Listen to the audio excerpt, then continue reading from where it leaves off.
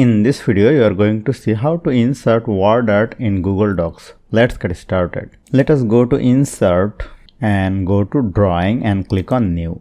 Then the drawing canvas will be appeared. Now go to Action and choose the option WordArt and let us write the text here. If you want to apply multiple line, you have to use Shift plus Enter. But I don't need, I am happy with online. So let us click on Enter.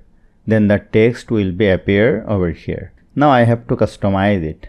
Click on it. From here I can change the border color. Then the border color will be changed. If I want to change the fill color, I can choose the fill color from here. If I want to increase the border wide, I can increase the wide of the border. I am happy with 2 points. If I want to change the border dash, I can change it from here. Then the border dash will be changed.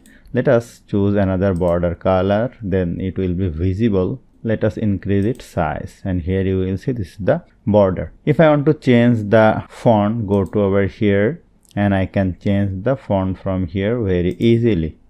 Even I can customize it using my mouse like this. I can rotate it using this point. Press Ctrl Z. I can make it italic. And there is a beautiful option. Click on over here, fill color, go to gradient. I can choose the gradient color from here very easily. If I want to add the custom gradient, click on over here and I have to choose the multiple gradient.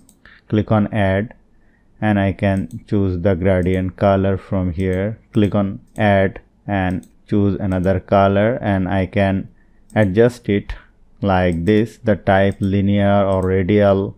And I can change the angle from here, and if I click on OK, the different type of gradient will be added. Once you have done, just click on save and close, then the WordArt will be added. So hope you found this video helpful. If you like this video, please share this video with your friends and family and don't forget to subscribe. Thank you.